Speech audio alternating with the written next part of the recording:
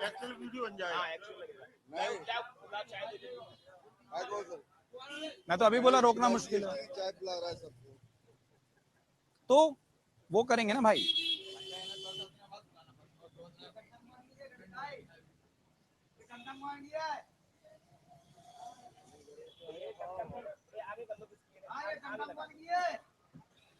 नमस्कार, मैं हूं उत्कर्ष चतुर्वेदी, आप देख रहे हैं अमर उजाला। और इस वक्त मैं मौजूद हूं भिंड में। कुछ लोग मेरे साथ खड़े हैं। इंतजार दो बातों का हो रहा है। पहला, कुछ देर में हाथ में चाय का कप आना है और उसके बाद वो चाय की चर्चा हम शुरू कर पाए ताकि। और दूसरा इंतजार इस बात का है कि दिवाली के ठीक बाद मध्य प्रदेश में जो सत्ता की सूरत बदलनी है, इस बार वो सूरत किसकी होने वाली है। और भिंड एक ऐसा जिला है, जब आप आते हैं तो कहा जाता है वो ग्वालियर चंबल की एक बेल्ट है और वहां पर वो तमाम उम्मीदवार थे, वो विधायक थे, उनमें से कुछ की अंतरात्मा बदली, कुछ का वो इलाका बदला, कुछ ने अपनी विधायकी को बदला, कुछ ने अपना पाला बदला, और जो बदला उसके बाद वो थी मध्य प्रदेश की सत्ता की सूरत। और इसलिए बहुत देर ना लेते हुए अमर उजाला की खास पेशकश सत्ता का संग्राम, जिसमें हम मध्य प्रदेश के विभिन्न शहरों, विभिन्न जिलों, विभिन्न विधानसभाओं में जा जाकर लोगों से बात कर रहे हैं, आज की सुबह भिंड की शुरू करते हैं। और सबसे पहले साहब मैं आपसे पूछना चाहूंगा, अपना नाम बताइए और एक चीज बताइएगा, मूड क्या है भिंड का, मुद्दे क्या हैं, मतलब कौन सी पार्टी नहीं, मैं नहीं पूछना चाहूंगा, लेकिन भिंड में जो आप लोग वोट करने जा रहे हैं वो किस मुद्दे पर। मेरा नाम कौशल शर्मा है और भिंड में मुद्दे दो हैं। एक तो यहाँ क्या है, एक हायर एजुकेशन इंस्टीट्यूट बिल्कुल भी नहीं है। जनप्रतिनिधि चाहे कोई भी रहे हो, सरकारें किसी की भी रही हो, चाहे कांग्रेस की रही हो, चाहे भाजपा की रही हो, लेकिन हायर एजुकेशन के लिए यहाँ कोई भी ना तो प्लान किया जनप्रतिनिधियों ने, और यहाँ ना कोई ऐसा इंस्टीट्यूट, जैसे इंजीनियरिंग कॉलेज है, कोई भी मेडिकल कॉलेज अब आया है। चुनावी मेडिकल कॉलेज की अगर सौगात मिली भी है तो वो अभी चुनाव से आचार संहिता लगने से एक दिन पहले उसका सौगात मतलब घोषणा हुई है कि बिल्डिंग आ गई? नहीं, वो उसकी नारियल फोड़ा गया है, नारियल फोड़ा गया, वो भी आचार संहिता से एक दिन पहले नारियल फोड़ा गया है। वो मिलेगा नहीं मिलेगा नहीं कह सकते, क्योंकि ऐसा कई बार यहाँ होता आया है। यहाँ एक सिंचाई कनेरा उद्वन सिंचाई योजना थी जो 1980 में यहाँ पे साकार हुई, मतलब उसकी घोषणा हुई, बजट आया, खरीदारी हुई, लेकिन वो अभी तक भी नहीं आ पाए। उसका भी नारियल उसी दिन फोड़ा गया। तो हम ये कह नहीं सकते कि वो बनेगा नहीं बनेगा, बनेगा तो अच्छी बात है, नहीं बनेगा तो वही झुंझुना फिर पकड़ा दिया जाएगा। ठीक है, आप बताइएगा, मैं फिर आता हूँ आपके पास, कि अपना नाम बता दीजिएगा। भिंड को जमीन पर कुछ मिल रहा है या जैसे ये कह रहे हैं कि सिर्फ नारियल फूट रहे हैं? मेरा नाम मनीष ऋषिश्वर है। और देखो, ये बात भाई साहब ने कहा, ये बात बिल्कुल सही है। एक्चुअल में क्या है कि सारे नेता जब आते हैं तो कोई ना कोई उतना दमदारी से केवल और केवल घोषणाएं होती हैं, और फिर जनता को एक बार फिर से इसलिए और लगता है कि जब चुनाव के समय पे ही सारी घोषणाएं होती हैं तो आदमी को लगता है यार कि अब तो 5 साल ऐसे ही चला जाएगा। आप ये देख लो, वैसे यहाँ पे जो युवा है, अपने यहाँ पे जो भिंड में युवा हैं, वो सबसे ज्यादा फौज वगैरह में भर्ती देखने जाते हैं, है ना। और तो मतलब अब जैसे भर्तियां हो रही हैं, भर्तियां कैंसिल हो गई, फिर मतलब उनके रिजल्ट ही नहीं आ पा रहे हैं। 2017 से लगभग कोई एक बार अभी भर्ती निकली है और फिर उनके रिजल्ट लटके हुए हैं, सभी को पता है। तो ये जो इन्होंने कहा, जैसे विकास की बात, या इन्होंने कहा कि रोजगार के मुद्दे, आपको लगता है वोट इस पर होने जा रहा है, लोग ये सोचेंगे और उसके उस हिसाब से वोट देंगे? वोट तो देना चाहिए राजेश गुप्ता, वोट तो लोग इन मुद्दों पे भी देंगे। जो दो तरह के वोटर होते हैं, कुछ तो होते हैं जो जातिगत यहाँ चलता है वो जाएगा, लेकिन कुछ आम वोटर है जिसको काम से मतलब है। यहाँ पे बहुत सारे काम हुए भी हैं तो वो अव्यवस्थित तरीके से हुए हैं। सीवर फेल हो गई है, आपकी बाजार का जो फैलाव होना चाहिए, जो उसका जो व्यवस्थाएं होनी चाहिए, वो बिल्कुल अव्यवस्थित है। ट्रैफिक गड़बड़ है, स्वास्थ्य बहुत बड़ी समस्या है। बिल्डिंग हो सकता है बहुत अच्छी बन गई, इलैया राजा कलेक्टर थे उस समय, इसको 1-2 अवार्ड भी मिल गए साफ सफाई के, मगर डॉक्टर नहीं है तो क्या अच्छी बिल्डिंग इलाज देगी?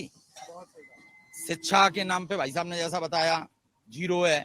यहाँ पे जो बच्चा पढ़ने के लिए बाहर जितना खर्च होता है उससे ज्यादा उसका खर्चा वहां रहने खाने का हो जाता है। इंग्लिश मीडियम के टीचर्स ही नहीं है। आप जो कह रहे हैं, मतलब एक जो आपने सबसे महत्वपूर्ण बात की, मुझे लगता है वो है विकास कार्यों की, पढ़ाई की, शिक्षा की। आपने उसके बाद बात कर ली स्वास्थ्य की, आपने उसमें फैक्टर जोड़ा है रोजगार का। मैं लिस्ट बनाते जा रहा हूं दरअसल आप लोगों से बात कर करके। आप बताइए, आपके हिसाब से जब आप वोट देने निकल रहे हैं या जब नेता आ रहे हैं बात कर रहे हैं, कौन सा ऐसा मुद्दा है जिसको वो छू रहे हैं और कौन सा ऐसा जिसको नहीं छू रहे हैं लेकिन जरूर छूना चाहिए?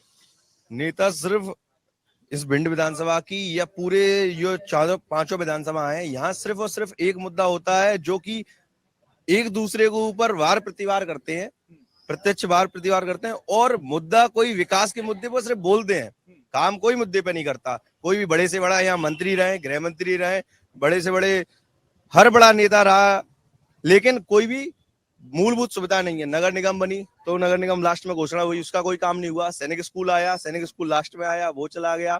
मेडिकल कॉलेज आया, वो भी लास्ट के दिन घोषणा हो गई और वो भी चली गई। डॉक्टरों के नाम पर रात को अगर कभी आप भिंड में रुको, 11 बजे आपकी तबीयत खराब है, अगर आप भिंड हॉस्पिटल में जाएंगे तो आपको एक बेसिक डॉक्टर नहीं मिलेगा। आए दिन हर 8 दिन में 2-3 प्रसूताएं हॉस्पिटल के गेट पर प्रसव कर देती हैं। ये स्थिति भिंड हॉस्पिटल की आज की करंट डेट की है। और ये जो हालत है, रिसेंटली में कल रात को भी ये घटना हुई है, हॉस्पिटल के गेट पे प्रसूता ने बच्चा दिया है। ये नाम रात को बता दें? 11, शिव प्रताप सिंह कुशवाहा नाम है, भिंड में निवास हूँ, पंजाब नेशनल बैंक में सर्विस करता हूँ। शिवप्रताप जी ने जो कहा है, आपको लगता है कि ये जो बात हो रही है कि नहीं, तब बात तो करते हैं पर होता नहीं है, तो पिछले कुछ सालों में, पिछले कुछ दिनों में भिंड में आपको विकास दिखा, नहीं दिखा, वादे बातें बस ये दिखाई दे? जब से चुनाव की घोषणा हुई है तब से बीजेपी सिवाय घोषणाओं के और कुछ नहीं कर रही। यहाँ पे जितनी भी चीजें पिछले चुनाव में भी वायदे हुए थे, नगर निगम बनाएंगे, इस बार घोषणा कर दी, बनाया भी। चलो इस बार मेडिकल कॉलेज की कई सालों से मांग चल रही है इस क्षेत्र की कि एक मेडिकल कॉलेज और एक अच्छा सा कोई इंस्टीट्यूट यहाँ होना चाहिए।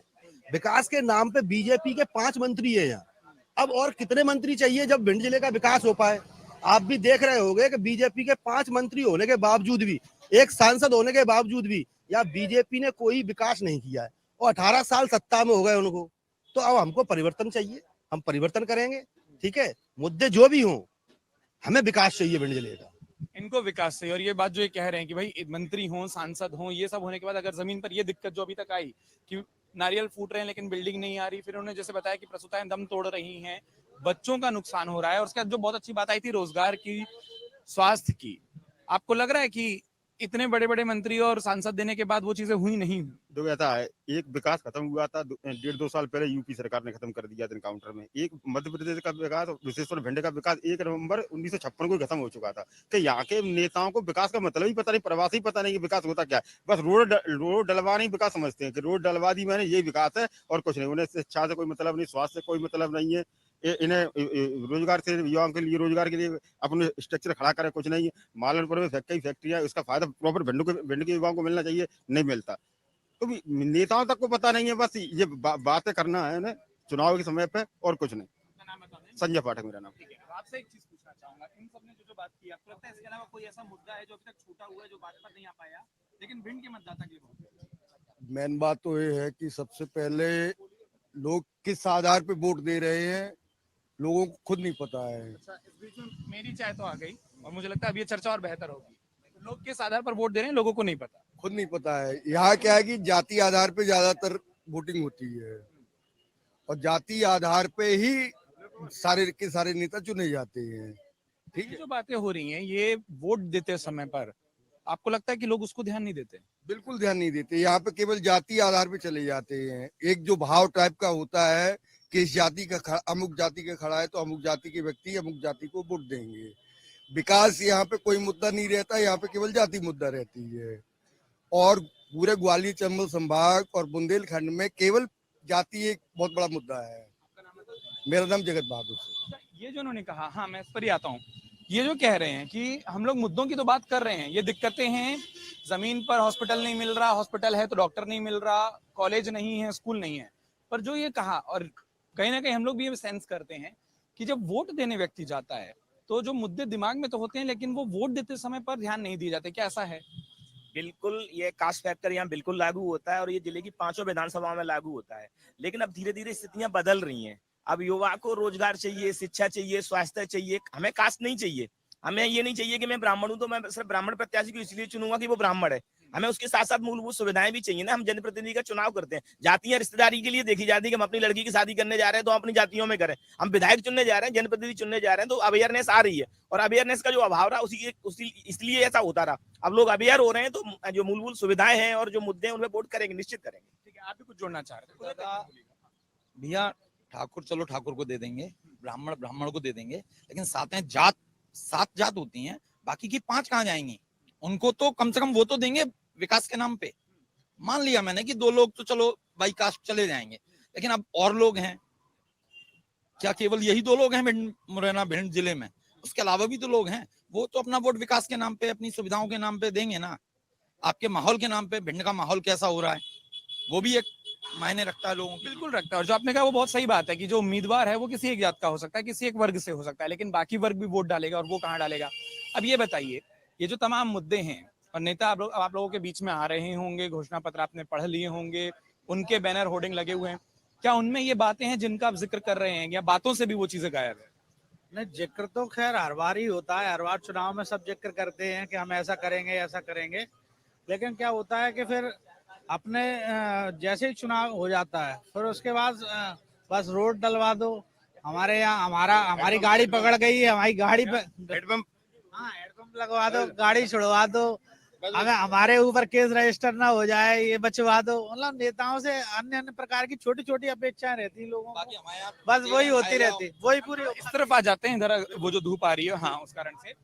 अब एक चीज जो ये कह रहे हैं, और ये बड़ा दिलचस्प है कि आप नेताओं से उम्मीद क्या करते हैं? आप इधर आ जाएं सर। आप नेताओं से उम्मीद क्या करते हैं कि वो विकास करेंगे, लेकिन जो आपने कहा कि चुनाव जीतने के बाद तो फोन होता है कि हैंडपंप लगवा दें, गाड़ी छुड़वा दें, ये करा दें, तो क्या नेताओं को नहीं लगता कि लोगों को तो फाइनली यही चाहिए, अंत में यही चाहिए? जो वोटर है, जो वोटर का मन है, वो क्या करता है? जैसे चुनाव हुआ, चुनाव जीत गया कैंडिडेट, जब चुनाव जीतता है उसके बाद फिर वो अपने काम देखता है। भिंड का कोई भी नेता हो, वो सिर्फ अपने काम देखता है। और दूसरा क्या है, यहाँ का जो वोटर है, जो कैंडिडेट को वोट कर देता है, उसके बाद उसको क्या चाहिए होता है? उसकी गाड़ी पुलिस ने अगर यहाँ थानेदार साहब ने पकड़ ली तो विधायक जी फोन कर रहे हैं, गाड़ी छूट जाए। हमारा रेत का ट्रक है, ठेला निकल रहा है, ट्रैक्टर निकल गया है, वो छुड़वा दो। कभी कोई व्यक्ति, यहाँ की जो मूल सुविधा है, सबसे बड़ी समस्या पता है यहाँ की क्या है? सबसे बड़ी समस्या यहाँ की है जो 20 से 35 साल तक का युवा जो रोजगार के कारण पलायन कर गया भिंड से, 40% युवा पलायन कर चुका है भिंड से। ये बहुत बड़ा यहाँ के नेताओं के ऊपर धब्बा है, मुंह पर तमाचा है। जो यहाँ के एक से एक बड़े नेता गृह मंत्री सत्यदेव कटारे जी रहे, एक से बड़े नेता गोविंद सिंह जी 7 बार के विधायक हैं, लगातार दोबारा चुनाव लड़ रहे हैं। एक बहुत बड़ा मुंह पे तमाचा है। लाहौर के अंदर कोई व्यवस्था नहीं है, भिंड के अंदर कोई व्यवस्था नहीं। ऐसी क्या व्यवस्था होती है कि पांचों विधानसभाओं के अंदर पांचों विधानसभाओं के नेताओं को एक दूसरे की पार्टियों में इधर उधर घुसना पड़ता है। भिंड शहर की स्थिति देख लो, संजीव सिंह है, राकेश चौधरी है, नरेंद्र सिंह जी है, सब एक दूसरे की पार्टी इधर इधर कोई ना कोई बागी होके इधर उधर पार्टी में घूमता। अगर आपने विकास किया ही होता, अगर आपने विकास किया होता तो 5 साल बाद वही पार्टी आपको टिकट देती और आप भिंड विधायक फिर से बनते। अगर आपने विकास किया होता। और यही 5 साल की, पिछले 5 साल की स्थिति भी यही है कि आपने सिर्फ और सिर्फ नाम दिखाया, आपने नाम नगर निगम दिखाया, आपने मेडिकल कॉलेज दिखाया, आपने सारी, कोई भी व्यवस्थित चीज नहीं है। सारी जो व्यवस्थाएं करेंगे अव्यवस्थित तरीके से की गई हैं, कोई प्रॉपर तरीके से कोई मैनेजमेंट नहीं है। और अगर आपको सब कुछ काम आपने सही किया होता, वही पार्टी टिकट देती। पार्टियां टिकट कब देती है महोदय? जब सर्वे होता है। सर्वे होता है, जब आप सर्वे में सफल हो जाएंगे तो टिकट अपने आप मिल जाएगा, और टिकट नहीं देते। आज के यहाँ के प्रत्याशी टिकट के लिए घूम रहा है। आप सोचिए, भोपाल चले जाओ, ग्वालियर चले जाओ, दुनिया भर के बड़े बड़े नेता, उनको कैसे पार्टी टिकट दे देती है। यहाँ के नेताओं को क्यों टिकट नहीं मिलता? इसीलिए तो नहीं मिलता क्योंकि विकास कर ही नहीं पाते। विकास करोगे तो पार्टी टिकट देगी। आपने 5 साल में कोई विकास नहीं किया, अब पार्टी टिकट काट देगी, फिर आप बागी हो जाएंगे, फिर आप अपने पार्टी के प्रत्याशी को हराएंगे। यहाँ सिर्फ ये चलता है, यहाँ खुद की राजनीति है। ये जो कह रहे थे, और इनके कहने में ना एक आक्रोश स्वाभाविक तौर पर दिखाई दे रहा था, और मैंने इसलिए देखा कि जो लोग यहाँ पर खड़े हैं उन्होंने भी खूब तालियां यहाँ बजाई हैं। ये गुस्सा वोट में कन्वर्ट होता है, और पिछले कई सालों का इतिहास, क्योंकि आप लोग यहाँ पर वो प्रबुद्ध लोग हैं जो सिर्फ पहला चुनाव नहीं देख रहे हैं, दूसरा नहीं देख रहे हैं, आप लोगों ने कई चुनाव देखा। आपको लगता है ये जो गुस्सा है, ये बहुत अच्छी एक लाइन कही ना किसी ने की, विकास की हत्या यहाँ पर साल 1956 में हो गई, तो उसके बाद से अब तक इतने चुनाव हो गए, क्या लोगों को नहीं लगा कि इस मुद्दे पर इस बार जनप्रतिनिधि को कह दिया जाए किसी पर वोट होना है? नहीं, बिल्कुल, अब लोग अवेयर हो गए हैं। अभी सबसे पहले तो क्या था कि यहाँ अवेयरनेस का थोड़ा सा अभाव था। लोग क्षेत्रीयवाद पे, लोग जातिवाद पे, ये सारे फैक्टर काम करते थे और इन्हीं फैक्टरों पे यहाँ चुनाव होते थे और लोग वोट करते थे। लेकिन अब अवेयर हो गए, क्या परिस्थितियां बदली, लोगों ने देखा, और खासकर कोरोना के बाद से ये स्थिति आई कि जो लोग बाहर पलायन करके चले गए थे रोजगार के चक्कर में, वो सब भिंड में लौट के आ गए। तो उन्होंने देखा कि अगर ये सब कुछ भिंड में ही होता या ऐसा कोई औद्योगिक इंफ्रास्ट्रक्चर यहाँ पे तैयार हो रहा होता तो हमें बाहर जाने की जरूरत नहीं पड़ती। तो वो यहाँ डेवलप नहीं कर पाए। भिंड ने प्रदेश को बहुत कुछ दिया। भिंड ने 2-2 बार 3-3 बार नेता प्रतिपक्ष दिए, गृह मंत्री दिए। इस बार तो भिंड ने आपको एक सहकारिता मंत्री, जिसकी सरकार गिराने में भी महत्वपूर्ण भूमिका थी, सरकार बनाने में भी महत्वपूर्ण, ऐसा मंत्री दिया। लेकिन भिंड को इन लोगों ने कुछ नहीं दिया। और एक चीज उन्होंने कही और उसको मैं तंज के तौर पर भी देख सकता हूँ या व्यंग के तौर पर भी देखता हूँ, भिंड ने अपने युवाओं को भी प्रदेश को दिया, यहाँ नहीं रुके। जो आपने कहा ना 40% युवा फिर बाहर चला जाता है। हमको सुनते सुनते आप भी यहाँ पर आए, तमाम बातें हो रही हैं, तमाम मुद्दे हो रहे हैं, जमीन पर क्या हाल है, क्या मूड दिखाई दे रहा है? अभी तो जैसे सभी लोग देख रहे हैं जब विकास के कोई कार्य होते हैं, चूंकि लोगों में एक रोष भी होता है और वर्तमान में जो सिटिंग एमएलए होता है उसका विरोध भी होता है। लेकिन जो अभी अपन देख रहे हैं कि आज के समय में युवा हैं जो वो अपने युवाओं के क्षेत्र में, हमारी जो भारतीय जनता पार्टी की सरकार है, युवाओं के क्षेत्र में युवा स्वरोजगार योजना, प्रधानमंत्री रोजगार सृजन कार्यक्रम, अन्य ऐसी भारतीय जनता पार्टी से संबंधित। अच्छा, अपना नाम बता दें। मेरा नाम अतिराज सिंह नरवड़िया है। मैं अभी वर्तमान भारतीय जनता पार्टी युवा मोर्चे का जिले का महामंत्री हूँ। आप ठीक है, क्योंकि आपका पार्टी से उस पार्टी से संबंध है जो राज्य में सत्ता पर है। और थोड़ी देर पहले जब मैं यहाँ बात कर रहा था, मुझे लगा भाई आप हमसे जुड़े हैं इसलिए आपसे पूछा जाए, पर आपने बता दिया। यहाँ पर लोगों का एक विषय ये भी आया कि विकास का मतलब केवल सड़क नहीं है, मेडिकल कॉलेज, अच्छे पढ़ाई के कॉलेज, अस्पताल की केवल बिल्डिंग नहीं, उसमें डॉक्टर का भी मौजूद होना। ये वाली दिक्कतें कब तक, उनका समाधान कब तक होगा? सड़क को केवल विकास नहीं कह सकते। लोग कह रहे हैं, बोले हमको सड़क मिली, अच्छी बात है, उसको गिन भी रहे हैं कि हाँ मिली है, लेकिन उसके बाद जो चीजें चाहिए वो कब तक? जैसे आप देख रहे हैं, जैसे कोई चीज होती है, किसी चीज का स्तर अपन बढ़ाते हैं, जैसे हॉस्पिटल में बेड की संख्या हो, जब उन चीजों को बढ़ोतरी करते हैं तो समय के अनुसार चूंकि कोई नई व्यवस्था बनाने में एक समय लगता है, तो निश्चित रूप से एक उचित समय जब आ जाएगा तो वो भी व्यवस्थाएं समय के अनुसार पूर्ण कर दी जाएंगी। आपको बड़ी अच्छी हंसी आई। इसलिए हंसी आई कि बात हो रही थी, जिस मुद्दे पे पूछा गया, बोलना भैया बेड बढ़ा देंगे, तो वो तो जितने बेड हैं उस पर लेटने से अगर आराम मिलता है तो फिर और बढ़ा दो। डॉक्टर तो दो, बेड पे इलाज कहाँ से आएगा? दूसरा, मूल की बात करो तो सिक्का उछला हुआ है यहाँ पे। जनता किसको चाह रही है उससे प्रतिनिधि नहीं चुना जाएगा। यहाँ पे चुना जाएगा प्रतिनिधि कि समीकरण क्या बनते हैं। कुछ आंकड़े ऐसे हो गए हैं कि जो इसके प्रति समीकरण सही हो जाएगा, कहो 30% वोट लेने वाला व्यक्ति विधायक बन जाए, 70% लोग उसके एंटी हो, क्योंकि इतने कैंडिडेट हो गए हैं, सारे समीकरण कुछ ऐसे होंगे कि कौन विधायक बनेगा आज किसी को नहीं पता। ये बड़ा दिलचस्प आपने बताया। मुझे लगता है कि इस चर्चा को हम खत्म करें उससे पहले ये वाली बात पर आप सबसे एक बार बात कर लूंगा, जो आपने कही थी कि कितने भी मुद्दे की बात कर लीजिए, वोट देते समय पर समीकरण का ध्यान होता है। समीकरण हावी रहेगा, या एक पॉइंट इन्होंने बहुत अच्छा कहा था ना कि समीकरण तो 1 या 2 के लिए होगा, बाकी भी तो जाकर वोट डालेंगे, वो ज्यादा हावी होगा। जो बाकी होंगे वो बाकी के दिमाग में मुद्दा होगा या उनके दिमाग में भी समीकरण होगा? ग्वालियर चंबल संभाग है, ग्वालियर चंबल संभाग की राजनीति किस आधार पर होती है आपको भी समझ होगी, ठीक है? मैं तो दिल्ली से समझने ही निकला हूँ, आप ही हमको समझा दें। और ग्वालियर चंबल संभाग में आप मुरैना से लेके भिंड तक जब आएंगे, ठीक है, यहाँ कास्टिज्म एक मेन फैक्टर है। मेन फैक्टर के अलावा यहाँ जो आप बाकी और जातियों की बात कर रहे हैं, बाकी और जातियां केवल उसी आधार पे जाती हैं जिस आधार पे लोग चाहते हैं। तो आप यहाँ पे पूरा सिस्टम चलता है मैनेजमेंट से। भाई साहब ने जैसे बताया है कि मतलब कि हवा रुख किसकी तरफ है, तो जैसे ओबीसी हुआ, एसटी हुआ है, यहाँ एससी है, एसटी नहीं है भिंड जिले में, ठीक है। और भिंड का दुर्भाग्य ये रहा है कि भिंड के साथ में हमेशा ही भेदभाव हुआ है, हमेशा भेदभाव हुआ है। अब ये वाला बड़ा दिलचस्प मामला है और मुझे इन्होंने भी बहुत अच्छा कहा था, और इनकी उस पॉइंट से भी मैं बहुत हद तक सहमत हूँ कि ठीक है, पार्टियों ने उम्मीदवारों में जातिगत समीकरण का ध्यान रखा, लेकिन उसके अलावा वाला जो वोटर है वो भी मुद्दा देख रहा है या वो भी समीकरण देख रहा है? नहीं, वो भी वोट तो अपने हिसाब से देंगे सब लोग, पर मैं तो यही कहूँ, हिसाब ही तो मैं समझना चाह रहा हूँ। हिसाब मुद्दा होगा कि वो समीकरण पर आकर बात खत्म हो जाएगी, जो बटन दबेगा। जो टिकट का यहाँ फैसले होते हैं ना हर पार्टी का, वो ठाकुर वर्सेस ब्राह्मण ज्यादातर रहता है भिंड जिले में। टिकट उसी हिसाब से, जब तक अभी आप या क्या नाम है संजू भैया की बात कर रहे हैं, ये पहले बहुजन से लड़े थे, ठीक है ना, बीजेपी में चले गए, और जो बीजेपी के कैंडिडेट थे ब्राह्मण, वो बीजेपी में थे, उनका टिकट कट गया तो वो अब कांग्रेस में आ गया, वो कांग्रेस लड़ रहे, मतलब वही है। अच्छा, ये वाली दिक्कत तो ये बड़ी दिलचस्प थी ना। आप जो एक शब्द जोड़ रहे थे, पहले वो जोड़ लीजिए, फिर मैं एक सवाल लेता हूँ। जब ये कह रहे थे कि वो समीकरण वाली बात की टिकट तो उसी हिसाब से देती है पार्टियां, वो समीकरण को ध्यान में रखकर उस हिसाब से देती हैं। अगर कांग्रेस पार्टी ने यहाँ कोई ब्राह्मण प्रत्याशी उतार दिया, सीट जनरल है, तो भाजपा प्रत्याशी ब्राह्मण नहीं उतारेगी, वो ठाकुर प्रत्याशी उतारेगी। आप गोवध सीट को छोड़ के चारों विधानसभाएं हैं, लार ले लो, लार में अगर गोविंद सिंह चुनाव लड़ते तो उनके सामने अमृत शर्मा गुड्डू को या रोमेश महेंद्र को टिकट देते, रसाल सिंह जी का टिकट कट गया। अगर राहुल भदौरिया को इस बार भाजपा कांग्रेस ब्राह्मण को टिकट देती थी, अब राहुल भदौरिया को टिकट दिया है तो उन्होंने भाजपा ने ब्राह्मण को टिकट दे दिया। अटेर में बात करो तो वहां हमेशा ठाकुर वर्सेस ब्राह्मण होता है, पार्टी वहां ब्राह्मण दे देती है कांग्रेस, और यहाँ ठाकुर के देती है, पहले मुन्ना सिंह जी हो या उसके बाद अरविंद भाई साहब हो। अब वही स्थिति भिंड में पैदा हो गई है। अब भिंड में सिर्फ भिंड एक ऐसी है, यहाँ पे दो ठाकुर जो हैं वो मुख्य रूप से बड़े स्तर से आ रहे हैं, और सामने एक अब 4 कुशवा ठाकुर लड़ रहे हैं और एक ब्राह्मण चेहरा लड़ रहा है, ये स्थिति है। अब मैं इस बीच में मुझे लगा था ये जरूरी है। अब आपसे एक सवाल जो करना चाहता हूँ, मुझे लग रहा है चाय में बड़ा आनंद आया तो आपने एक और ले ली। वो ये कि एक बात जो उठी थी समीकरण वाली, इन समीकरणों का ध्यान रखते हुए जो बाकी वर्ग है, क्या वो भी समीकरण के साथ जाता है वोट दबाने जब जाता है, या फिर उसको लगता है कि नहीं हम मुद्दों पर बात कर सकते हैं?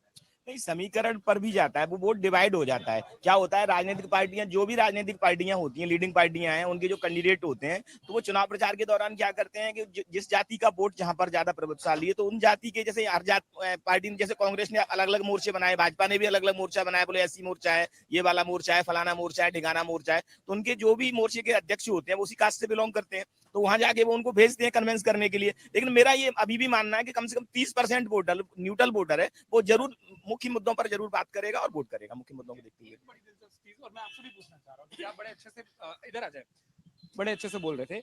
ये जो भी थोड़ी देर पहले इन्होंने एक जिक्र किया था ना कि इस इलाके के विधायकों ने अपना पाला बदला था तो सरकार बदल गई थी। 5 साल में 2 सरकार हम लोगों ने मध्य प्रदेश का उसका चेहरा देख लिया। अब ये जो बात कर रहे हैं उम्मीदवार पार्टी बदल लेते हैं, तो मतलब पिछली बार जो उम्मीदवार किसी एक पार्टी का था, आज वो वही उम्मीदवार किसी दूसरी पार्टी से है।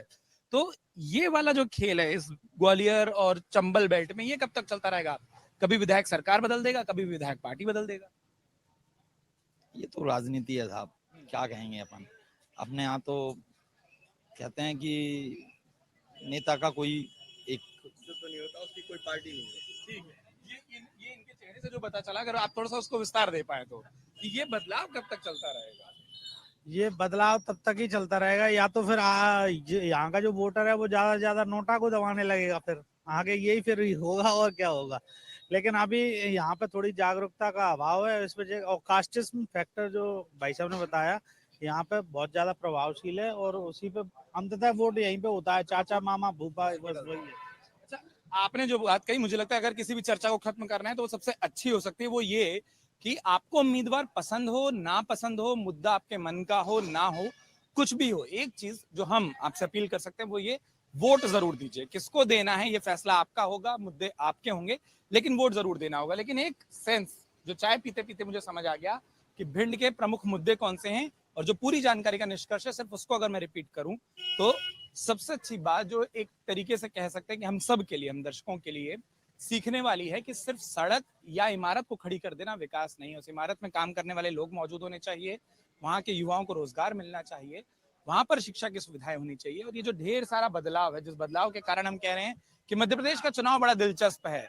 5 साल में 2 सरकारों की सूरत हमने देखी, विधायकों का पाला बदलने हमने देखा। कोशिश होगी कि उन विधायकों से, उन जनप्रतिनिधियों से भी बात करें कि आखिर इतने सारे बदलाव क्यों नहीं, जो मुद्दे उठे हैं इस पर काम कब होगा। थोड़ी देर में आपसे हम फिर एक बार मिलेंगे, जब हम बात करेंगे अलग अलग वर्गों से, भिंड के अलग अलग लोगों से, युवाओं से, महिलाओं से, और जैसा मैंने कहा कि शाम को बात होगी उन जनप्रतिनिधियों से भी जिनके बारे में ये सारे सवाल उठे हैं। लेकिन फिलहाल अमर उजाला पर जो सत्ता का संग्राम है, जो ये पूरी हमारी चुनाव की ग्राउंड कवरेज है, वो उसी तरीके से बदस्तूर जारी रहेगी।